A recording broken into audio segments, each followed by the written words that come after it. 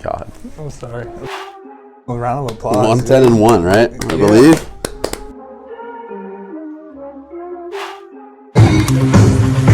Side.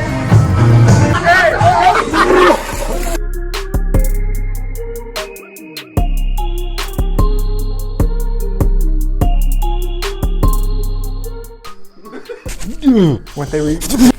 Oh, dude, it's rock. Wait, bro, I'll buy another one.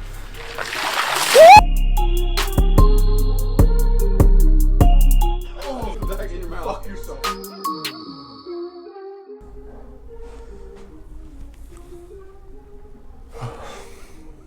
Good. What's up? I'm ready. There's no way. There's probably mice in there too. That's why I'm scared. But Of it's also mice. our shed though. Like we have to keep some stuff in there. So You're scared of mice. I'm scared of being startled. If that makes You're sense. There was one time, bro, because I'll leave it open because I get lazy. I went in there to grab something and a cat flew out, bro. I ran like I thought I was about to die. And I like just the instant like what the fuck, like that shit. Dude, that reminds me. CVS is having a sale on tampons. You might want to go cop some before they sell out. It's because we're recording, huh? Yeah. You bitch. You tell me you're gonna go in there and try to grab something in an animal. You hear something and then it jumps out. I'm going in armed, bro. I got a bug knife in my glove box in my car. When I leave it open from now on, I go bang on the sides and give it a second. Yeah. I'm not even kidding. I easily scared. Bro, just get a speaker, put it in the middle, put on like an LE Choppa, full blast, and just wait for everything to rush out of there. God. All right, let's get going. You ready? Yeah. All right. Welcome to another episode of PEDs podcast with my co-host here, Lucas Wilson. I'm Cooper Williams. We got NFL Week 14 recap. Wait. Before we get started, got a couple of shout outs. Oh, all right. First one, our boy Tanner. Oh. He's going to be a dad. Baby daddy, yeah. July 2022. So congrats to you and your wife. Yeah. Even though I've never met her. Yeah, But I've heard she's a lovely lady. There's some light at the end of the last place fantasy tunnel. Yeah. There's some light. So round of applause. Yeah. Round of applause for beating somebody. And and then a round of applause for having a kid coming on the way. Weak pullout game. Yeah, Congrats. he decides to go 0-13 and get his lone fantasy win in week 14. You know, everybody was rooting against it. So, you know, he had a tall mountain to climb this week, and he climbed it. This was the first week he broke 100. Really? I think. I'm pretty sure this was the first He week probably has gotten there before. I don't know. Because I think he was averaging like 80 points a week. Yeah, well, that's a few like 95s with a few 60s. Yeah, so I think this might actually been the first week that he broke 100. But also, second shout out is to you, bro. You make the best coffee in the Northern Hemisphere. Like, comes out of a machine, I press a few buttons. Yeah. Like, I don't know what you put inside it, though, and like, just like the rotations and like the speed of the rotations. Just know that there's something in the half and half that came from my body. That's all you need to know. Was it That's all you need. That's all I'm going to give you. Diarrhea or laxatives? Because I'm about to blow the back out of my underwear right now. Let your imagination take you where it does. I got to shit so bad. I don't know. There's something in it, though. I mean, it might be what makes it good. It might be what makes you feel the way after. It's not the fiber. I'm telling you now. I mean, if it's your armpit sweat, I don't care because it's fucking delicious. All right. You ready? Yeah. All right. Let's. Oh, God, my fucking neck, dude. The driving range killed me. Let's. Do you want me to, like, turn so you don't have to, like, no, turn? I'm good. I'm good. We got another prime example of not drafting running back in the first round. Yeah. Crazy how the best two running backs in the league are in the AFC South. Who's the and second? both drafted second rounder. Who's the second? Jonathan Taylor. 33rd pick, second round. Oh, well. So, yeah, first pick of the second round. And then I got one that says 41st pick. Who fucking Did they knows? trade with someone to get him? Is that what you're seeing? It says number 33, Minnesota. Oh, that's his number. I'm stupid. Second round, 41st pick. So, early-ish second round. Yeah. Yeah, so like ninth pick in the second round? Yeah. I mean, yeah, that's where I'm taking a talent like that at that position. That's where it should go. Anywhere in the second round. I'm sure I'm fine with it, right? But not. I mean, maybe You look at the Chiefs taking Clyde Edwards-Helaire, like that's not as absurd because it's the last pick, and it's technically the first round or first pick, second draft. You could argue, right? Yeah. Granted, they would probably go back and make a different decision if they could now, but at the time, it wasn't like, what are you doing, you know? But when you take one in the top 15, top 20, what are you doing? Like look at Saquon, dude. Yeah, and he is supposed to be generational talent. He is. He could be. He has. Yeah, but like. But what are you putting him in? So many other holes to fill. Yeah. What are you putting? It's just the recent version of it is Najee. And it can ruin guys' careers that have that talent. Yeah, that's what hurt. That's what sucks. Imagine Saquon behind the Colts offensive line. Yeah. Like, oh my God. Yeah. No knock on Jonathan Taylor. I love him. But Saquon has so much more talent than Taylor. Yeah, I don't know about so much. Pure talent. Not so much, but he has obviously more pure talent than Taylor. You flip him, and on the other end, is Jonathan Taylor having half of this season on the Giants? Probably not.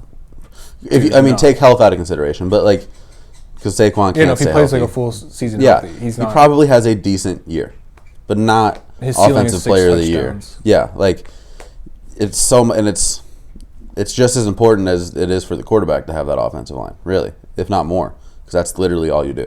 Oh, yeah. So, and you see with Wentz, like, shit O-line with the Eagles has a shit year. Well, after he got hurt, it was in his head. I don't know.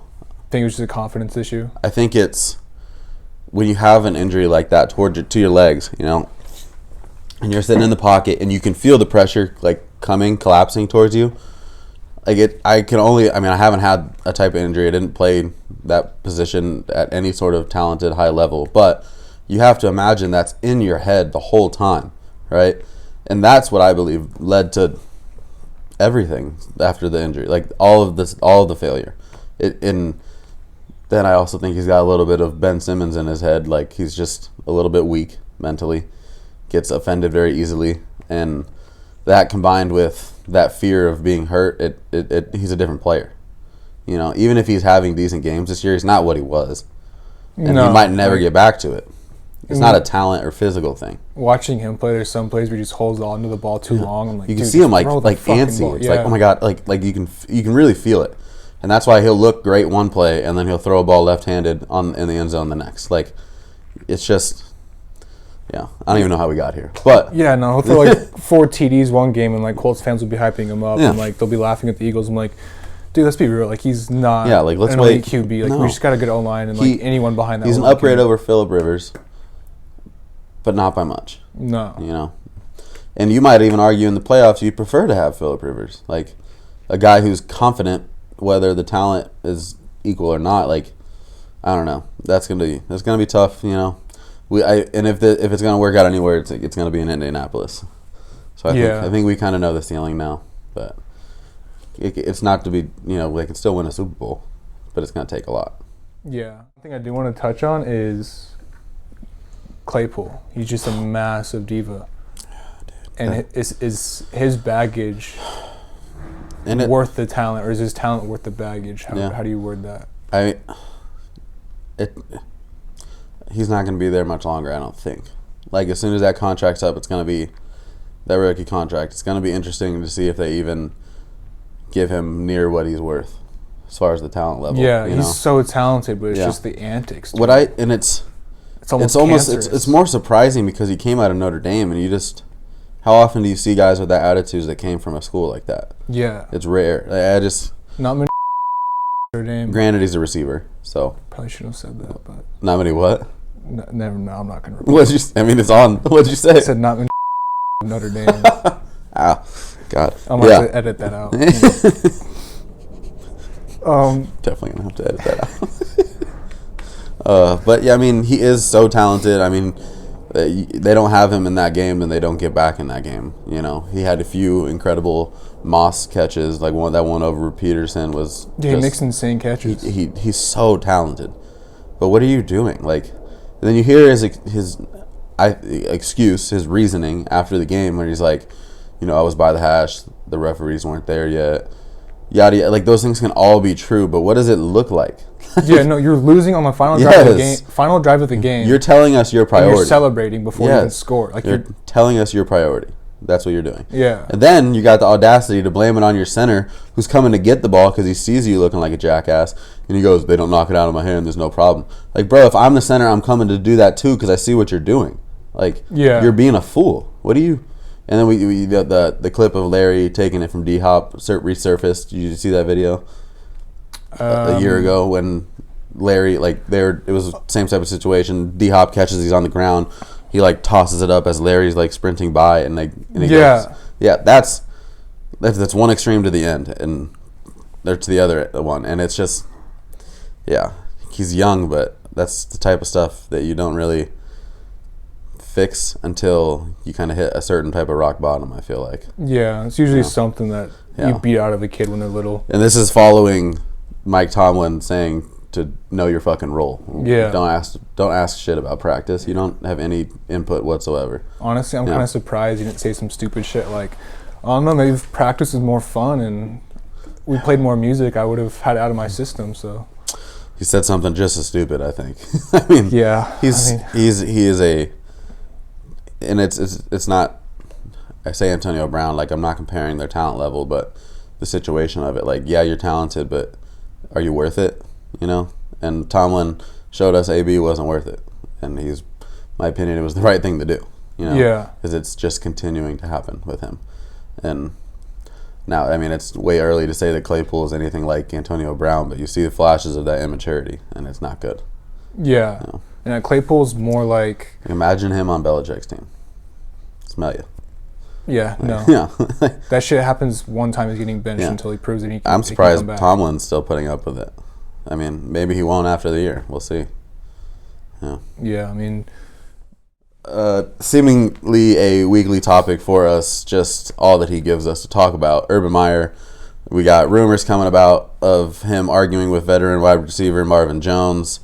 To the point where they were yelling and he stormed out of the facility and coaches had to go beg him to come back. And then we got reports saying that Urban Meyer has been basically demeaning his assistant coaches, calling them losers, and he's a winner, which may be true, but what are we doing, dude? Like, and then you got James Robinson after your quarterback saying he's basically our most talented player, he needs to be involved. You give him 6 carries. 6 touches for the entire game in a shutout loss to the Texans. Yeah. Oh my God. Get rid of him, Shad. Wait, no, they play the Titans. Was it the Titans? Texans played the Seahawks. Oh, my fault. I mean, not as bad, but still, like, a Titans with I think Julio's back, but no Derrick Henry, no AJ Brown. Granted, those guys don't play defense, but I mean, you get more opportunities when the other team's offense is not as good, and you get shut out. Like, a player we don't even talk about is Laviska Shenault. He's being misused tremendously as well. Oh yeah. Yeah, he's a slot receiver that they line up out wide and never give him the ball, and he's your most talented offensive receiving weapon. So stupid. Yeah, he's basically his skill set is almost like a bigger TY, I would say, like bigger frame in a TY. Yeah. So utilize him like Colts utilize TY, and you got a great receiver. Like, you have a great weapon. It's that little the Wes Welker Edelman type of guy that you want. And yeah. That's what he's supposed to be. What are you lining him up wide for and putting CD Westbrook in the slot? What?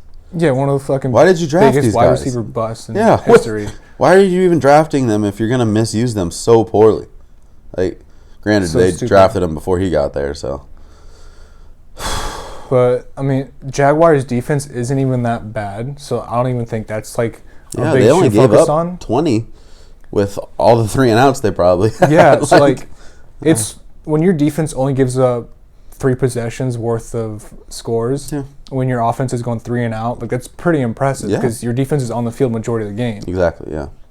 So that's, you got to give it up to the defense for keeping it like that level of score, even though it was a blowout or shutout. Mm-hmm. So if like your offense picks it up, then it's less pressure on your defense, and defense isn't using as much energy and shit. So. And Urban's an offensive guy, so yeah, I've heard that he doesn't even touch the defense; he just focuses on the offense. Yeah, which I mean, there's probably strengths and weaknesses in that approach. I would think you still have to oversee a little bit of all of it, but yeah, he couldn't be doing a worse job, I think, honestly, they what do they have? 2 wins. And who's the first win against? The Dolphins in London, right? Which was like finally the monkey off the back. Then they surprised the fucking world and beat the Bills, who are 7-6 now. So that win's looking a little bit less good. I mean, Shad Khan cannot be as lenient as he was with their previous 3 coaches. Can't be. I mean, it is just an awful culture to go to. Like, I wouldn't be surprised if their draft picks say, "No, I'm gonna stay back another year." Dude, they went to the AFC Championship like 4 years ago with Blake Bortles. Bortles. They were like 2 minutes away from going to the Super Bowl. Ramsey, they got Campbell, Calais. I mean, that team was good. You had Miles Jack. I think he's still there actually, but they had him then too. And you get with Lenny, playoff Lenny. They had C.J. Henderson, who was their first round pick last year, and they gave him up for a fucking bag of rocks. Yeah. It is. Some Cheeto fingers. You gotta let him go. And now is probably the better time to do it because it's too crucial a point in Lawrence's development to have him keep stalling with a coach who doesn't know what he's doing at this level. Yeah, they're almost making Lawrence worse. Like, he's not progressing, he's degressing. If you give Lawrence the offensive scheme that Minshew had, he's probably having a better year. Probably. Yeah. If you use your weapons like they used them for Minshew, you have more opportunity. Like, it's like you're limiting him so many ways. You're taking his best players away, essentially. Yeah, no, Lawrence has got to hate Urban Meyer. Has to by now. There's no way he supports him. No, but he can't say it. But yeah, we know he's probably he's a rookie thinking who's having a shit ass year. It's like you have no room to talk. But I would really like my star running back to get the ball more. Okay, we'll give him 2 more touches. He should protest. Him and like the entire their whole team, protest. Dude. Yeah. All right. Okay. The topic that has been over discussed and to the degree where I feel like we just need to settle it and people can stop talking to it. But Burrow versus Herbert, who are you taking? I'm taking Herbert, but I don't think Burrow's that far behind Herbert. Yeah, and I don't understand why that can't just be like. Take Ohio and take Bengals and Chargers fans out of it. How is there any other answer than that? Like, who are we trying to fool? Like I don't think Burrow's bad by any means necessary, but definitely Herbert has shown to have like a higher ceiling. Yeah. But Burrow's not that far back from where Herbert is right now. Mm-hmm. Burrow has the better weapons overall, but he also has the worst O-line, and I like Staley as a head coach better than I like Zach Taylor as the head coach. Yeah, I look at it as maybe one of them has better weapons. Both of them have really good weapons. If you're gonna take the Bengals weapons, I'll take Mike Williams, Keenan Allen, and Eckler. Sure, I don't care. I'm fine with either or. I just look at it as physical, raw talent. Herbert is. That's what I don't even think's that close. And then I think what Burrow makes up for it is that Michael Jordan. Kobe Bryant killer mentality, Tiger Woods, that mentality. And not to say that Burrow doesn't have some of that. I just think that that Herbert doesn't have some of it. I think that Burrow's I think he's on that level with Tom Brady as far as the killer. Like, and that's what raises his game. That's why he's so good in moments, towards the end of the game. Like, that's why you always feel comfortable or confident that he could do it, just like you do with Brady. But yeah, I'm taking Herbert. He's just so much. I think he's really that much more talented. Just physical talent. Yeah, I think Herbert is smarter than Burrow. I'm not saying Burrow's stupid, but he has like the higher IQ, which separates him from Burrow. And then like what makes Burrow better than what he would be or whatever is just his confidence and his cockiness, which plays a huge factor in how good you are. Yeah, and if you don't have the confidence, he's cocky and backs it up, right? Like, he's like the smoking the cigar after the national champ. Like I just had the best passing season of anybody ever in college football. Yeah, and when that reporter's interviewing him before the national championship, I think it was like a picture of him when he was little. She was like, "Who does this kid remind you of?" And then he goes, "Reminds me of a national champion." And he gives her like a little smirk, like he's trying to. Yeah, he's a gangster, bro. He's a beast. Yeah, I love his swagger. Yeah, I love both of them, but I'm still taking. I think Herbert. I don't think it's that much of an argument, really. Like, you're allowed to say both are really good, but one is definitely better. Yeah. Yeah. I think that huge TD pass Herbert had last week to Guyton, I think it was. I think it was like 63 air yards. Yeah, it was a bomb on the money. Yeah. He is so good. It annoys me. It annoys me how good. Like, you just, and then all the team, like, the Dolphins got to be so sad with Tua. And Tua's actually playing really well, but. No, but he's not Herbert. God, dude. That's the type of decisions you lose your job over, you know? When that is your job. You see what Logan Ryan said about Tua after their loss to the Dolphins? Because he's supposed to be like their next QB up. He said, I'm just like Tua. Like, I can throw 2-yard passes or some shit like that. After they lost to them. I'm like, dude, sit the fuck down. I'm like, why are you talking shit after a loss? That's some Claypool vibes. Yeah, and Tua didn't even play that bad that game either. Yeah, I still love Tua, but he's not what I thought he was. Still love him, though. Yeah, you had such a man crush for him. I did. Hilarious. I loved him. I told you, I think he's going to be a bust, dude. Like, I don't see the hype. Like, I don't know if he'll be a bust, but it's not going to be what my expectations were. That's for sure. I mean, he's shown up not to be a bust, but he's not a first overall pick. He's first overall, right? Or no. Fourth overall? It was, I think, the pick right before Herbert. It was 6, like 7. Fourth or fifth. I think it was 6, 7. 6, 7? Maybe it was 5 and 7. But yeah. I think he was, because Chase won, or not Chase, Burrow was one that year. Yeah, Tua was like a third round QB. I think it was Burrow, Chase, and then I'm not sure who after that. Yeah, I don't know. The Cardinals should be worried. They seem to not come through on these, the big time standalone games, and that's exactly what the playoffs is. I mean, I think that they should be pretty worried. Should be worried about us having to face the Titans in the playoffs with Derrick Henry back. That's going to be fun to watch. I'm not that scared of Henry. I think our defense is good enough to contain him. Yeah, he actually, what salvaged his yards per carry before he got hurt was the breakaway touchdowns. Yeah. He wasn't having great yards per carry if you take those long ones away. Yeah, no. Well, you could say that for a lot of guys. Like, Najee was averaging like 2 yards a carry when they were facing the Vikings, and he had like a 30-yard run, and it salvaged him to like 5 yards a carry. Meanwhile, Dalvin Cook's worst rush is 6 yards. That's what I care more for. Asinine. Yeah. Homie's repping the PEDs brand. Quite literally. After a dislocated shoulder, something's going on. Yeah. It's not just the brace. All right, let's get to what is a very pressing issue for the past whatever fucking decade it seems like. COVID. We got 75 as of now positive tests in the past 2 days. It's wrecking the NBA and it is wrecking the NFL right now. What the fuck, man? It's going to be a weird week with a lot of possible big names out, and it seems like every 2 minutes Schefter is retweeting about another person testing positive. It's so sad that it's still happening. It's so annoying.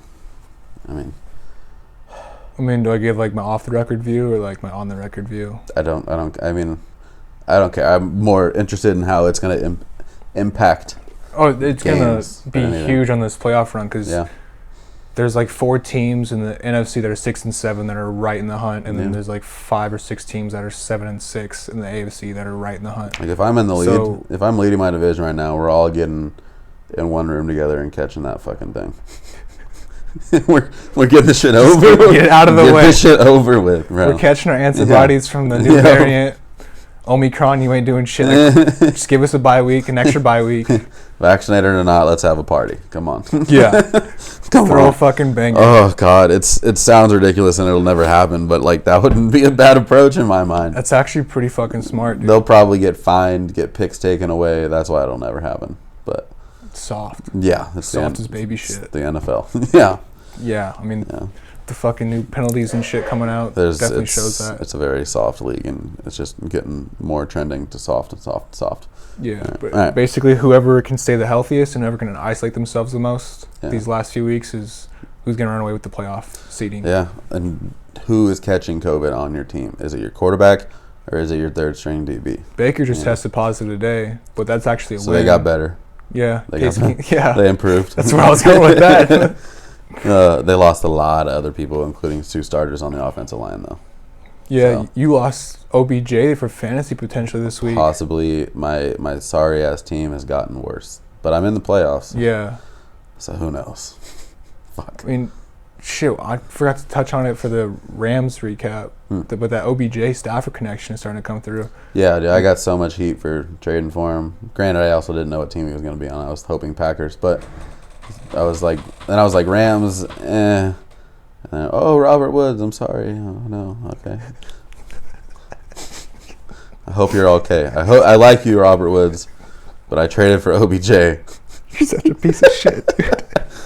I mean, it further proves our point that it wasn't OBJ's fault in Cleveland. The fact that he was the scapegoat for a mediocre or worse quarterback running your franchise or your team is the fucking issue. It's not a diva wide receiver. I mean, I can't really say that because my take on it was when we touched on it was before OBJ got traded or released or whatever. I forgot what happened exactly. He got released, right? Yeah, before he got released. My take on it was that they're both the issue.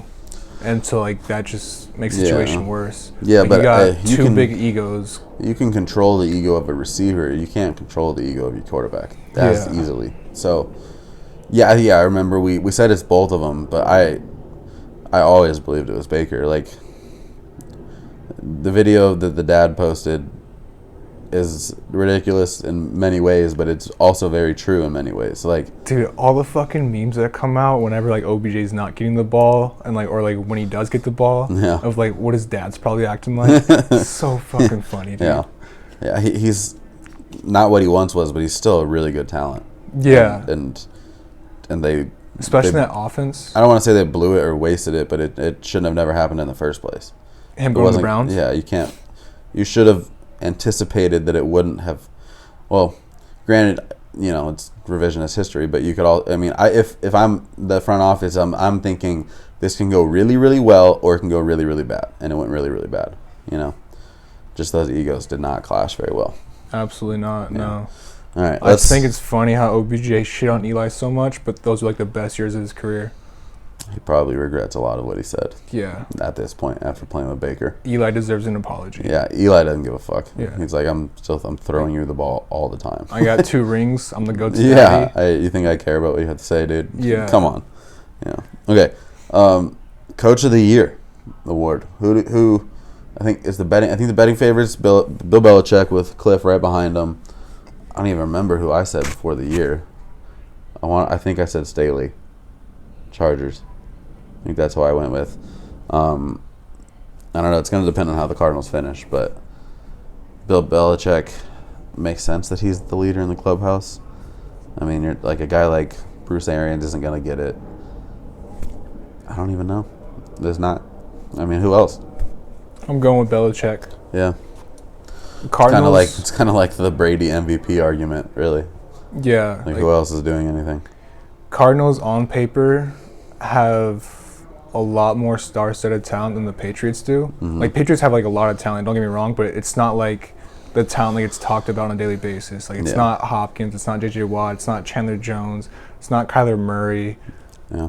It's not Budda Baker. Yeah, and it's not James Conner. Cliff himself said, "Look, Bill Belichick should get the award every year, and it should also be named the Bill Belichick Award," which is awesome. They're tossing verbal bouquets at each other back and forth. What Bill Belichick said, Cliff's done a great job this season and deserves the win. Yada yada yada, whatever. It's we weren't alive for it, or our version, LeBron James, but Michael Jordan, he's the best player in the NBA, but you're going to give the award to somebody else. Come on. That's how I kind of view it. Bill Belichick is year in, year out the best coach in the NFL. Yeah. But they're not going to give it to him every year, So maybe this is the year he just gets another one. Wouldn't be surprised at all, and it's more than deserved. So, yeah. I mean, it's when they gave the MVP to Charles Barkley, and then Michael Jordan beats him in the NBA Finals. Come on. Who's the better player? Yeah, no, I completely agree. I don't think there's any coach in the NFL who understands how to utilize a player for what they're best at. Yeah, what they're best at than Belichick does. Yeah. Like, he can take a below-average player and then turn them into an average player because he just knows how to utilize them. That, along with the in-game adjustments, the scheme adjustments in-game, it's and he takes away your best weapon. Like, why doesn't anybody else do it? I don't understand. There's no secret in it. There's no secret. Yeah. He just does it better than you, I guess, man. Yeah, he's incredible, dude. There's the documentary on HBO Max, The Art of Coaching. I make every single one of my players watch it. It's like an hour long. Nerd. It's awesome, dude. I haven't watched it. It's so fun. It's just, from a coach's perspective, it's so cool. It's about him and Nick Saban, and it's not X's and O's football. It's just how they approach everything, what they expect out of your players, how you lay out everything that you want for them and make it crystal clear. The whole do your job thing, you know. So everybody's doing your job, we're going to win. Everybody does the job, we will win. Like, that's that type of approach. And so it is no secret. He tells us, but he's the one that can do it, and it seems like nobody else does, just like Nick Saban. Yeah, he's the best coach in the NFL. There's no argument. I was listening to a podcast. I forgot which podcast it was, but Ocho Cinco was the guest on that episode. And he was talking about the 1 year he spent with the Pats. And he said that just the way Belichick runs it, it's just strictly business. Yeah. And he said that when he first got there, Belichick, the first thing he said to him was, you can't be yourself here. Because Ocho Cinco has, like, such a big personality. And Belichick knows, like, you got to tone that down. Like, know your role here. Like, you can't be, like, affecting the locker room with that shit. Like, we all have the same goal here. Exactly. We all have the same purpose. Yeah, and that's why players get burnt out. That's why Brady left. It's not fun. Yeah, when you're fucking in boot camp for 20 years. Belichick doesn't give a fuck about football. You know what's fun is hosting the trophy at the end of the year. Yeah. That's what's fun in his mind, which is an approach that's just really hard to get players to buy in. And without the trophies to back you up, it's not a place that anybody wants to go. And that's part of why Urban Meyer is trying to go, like, Belichick approach times 10 with no Lombardis. Like, who do you think is going to want that? Who do you think wants to play for you? Nobody. And people don't, and in my opinion, nobody really wanted to play with Belichick. They wanted to play with Brady. That's what I thought it was. And then they just happened to also have the best coach of all time. Like, yeah. You know, you don't play against the Patriots back then and think, oh, I would love to play for Belichick. No, you want the guy that's at the helm on the field. Yeah, so many more players will give Brady praise than they will give Belichick praise because, like, players will go to New England to play because they're thinking, like, oh, championship coach, championship, like, mentality, championship organization, and they hate it. What's the long for the Eagles? This is exactly what he did. He goes, okay, I got my ring with the Pats. I'm going to Philly. Yeah. Yeah, like, it's exactly what they do. Cassius Marsh, the Bears player who got flagged for that bullshit call against Patriots. Or no, the Steelers, I think it was. Yeah, Steelers. He played for the Pats 1 year, I think, and then he said he fucking hated playing for him because he just didn't like the way it was, how serious it was. It's very different than any other organization, that's for sure. Oh, 100%. Just as Bama is in their own sport. Do you think Belichick might be on the spectrum a little bit because he's so, like, focused on one thing and one thing only? I don't know about him, but have you seen his kids? Yeah, his son is. Oh, that was a shot. That was a shot. Mouth breather. Oh. All right. I shouldn't be talking shit. Yeah, no, we could they can make the argument for us too. All right, let's finish this. Let's finish this off. About an NBA, dude, I'm literally just throwing money away. Yeah. Like, I'm just I've been done with the NBA for a while now. Yeah. It's just, I don't know. I like, college football is so easy to bet on. Yeah. This was a little more guarantees. This year was a little weird just because there were programs that came up out of nowhere and programs that fell off. Yeah. Next year I'm putting a parlay on before the season starts on all of the conference winners. That's what I'm going with. And all of the conferences. I'll go Power 5 and then maybe a smaller one. Like, even like the USA Conference and shit? So, like not many of those. No. I'll do some research on those. I'm taking Bama. I'm going to take USC. You're going to do as a parlay because the odds in, like, Bama to win next year, the SEC. Well, but it's going to be like minus 500 or something. Yeah, it's going to be. That's why I'm doing the parlay with it. Yeah. Yeah, smart. Yeah. Because I saw a guy won $47,000 and he only put like $100 down. And he got 6 conferences right. I bet $5 on Cooper Kupp to win Offensive Player of the Year, like week 2. Yeah. Not a bad bet still. I think it was to win like 150, but now that Jonathan Taylor's popping off, it's like, oh, fuck. There's still 4 weeks left of games. And I had $5 on Trayvon Diggs to win Defensive Player of the Year. And his teammate's going to win. Or TJ Watt. Or Myles Garrett. Myles Garrett, the leader in the betting. I think he's the betting favorite right now. I don't know why. TJ Watt has been more efficient. For 2 weeks, I think. Yeah, efficiency doesn't matter in the end. And I think he's on pace to break the sacks record for a season. I think he was. I don't know. He didn't play last week, so. I don't know. True. But shit. Parsons might get it just because he plays for the Dallas Cowboys. And he's having a monster year. And and he has the stats to back it up. Plus, being a rookie and having those stats, it's just so much more hype around his name. I don't know if that should have an impact on it though, but it might. Oh, I think it just adds to the hype. Yeah, but neither should playing for the Dallas Cowboys, and it does. So. Yeah, it's stupid as fuck. Yeah, it's like playing for the Yankees. Like Darius Leonard, I think is now starting to get the recognition he deserves. You and that man. I know he's great. I know. You know who doesn't get nearly the recognition they deserve? Roquan Smith. Yeah, like they're both on. He's a scary individual. Like he's the next Bears linebacker. Like there's tons of them. You got Briggs, Urlacher. I mean, that's just the 2 easy ones off my top of my head. He's the next Bears linebacker. He's a beast. I know he's a great player, but he's the best number 1 we've picked. It's another good example. I can't even remember. Like 2 not so big market teams. And they have 2 great players that don't really get Bears that. are a big market team. Any not as big as like. Not as big. Nobody compares to Dallas. We're a bigger market than the Colts are. Oh, dude, Colts might be one of the smallest markets. They're down there, yeah. It's fucking Indiana. Indianapolis, yeah. Like if I wasn't from Indiana. Like, yeah, but that's also why your fan base is so loyal. Yeah. We got nothing else there but fucking. Like the Bills. Football and corn. Exactly. And it's just like basketball. The Bills. Yeah. And they haven't been around since integration. So. Yeah. All right. That concludes our NFL episode for Week 14. Yeah. Thanks for tuning in, guys. Catch you next week.